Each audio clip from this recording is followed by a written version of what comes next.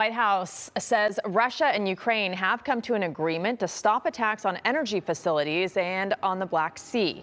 Russia wants the U.S. to lift sanctions first, and overnight the Kremlin says Russia shot down 6 Ukrainian drones over the Black Sea. Ukraine's President Volodymyr Zelensky said it is too early to say if a ceasefire will work. Joining us now is Benjamin Radd. He's a professor of political science and global studies at UCLA. Good morning. Good morning. All right, so the U.S.-backed deal seems to be giving a lot to Russia, maybe not so much to Ukraine. Do you think the ceasefire will hold, especially given the events overnight? Well, it's difficult to say given Russia's new demands, specifically for the lifting of restrictions on exports when it comes to agricultural and fertilizer.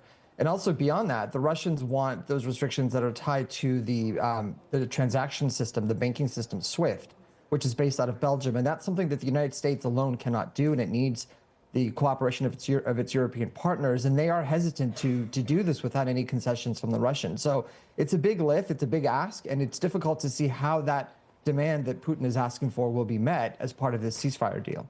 In terms of the broader picture, and given what's happening with our allies like Mexico and Canada, is there a new world order happening right now with the U.S. aligning with Russia and against our traditional allies?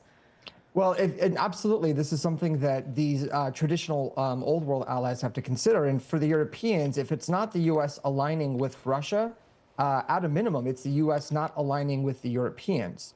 And so what that means is Europeans and other allies, including the Canadians and other members of the Five Eyes nation who are not European, have to consider to what extent can they depend on the United States to help promote democracy, maintain international stability and security. And this is especially critical in regions in the Pacific, for example, in the South China Sea. So if you're South Korea, if you're Taiwan, if you're Japan, what can you reasonably expect the United States will do if there are tensions and a potential future conflict between the U.S. and China and other states that the U.S. is trying to get closer to?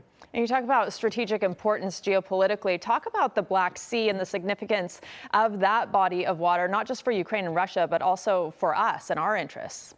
Yeah, absolutely. So the Black Sea, in addition to, as you mentioned, what it provides for the Ukrainians and Russians, it's a major transit point. It's a smuggling route.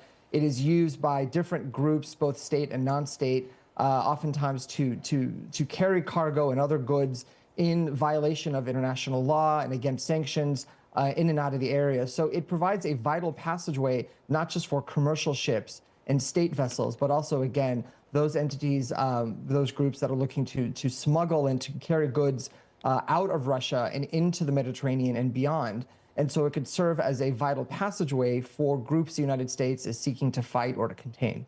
And also a big trade route for Ukraine, right? Indeed, it's absolutely vital for Ukraine's trade and for Russia's as well, to add for that matter. It's really the only connection they get to the Mediterranean Sea. All right, Benjamin Radd, thanks for joining us. We'll, of course, be watching this, and I'm sure touch base with you soon. Thank you. Thank you.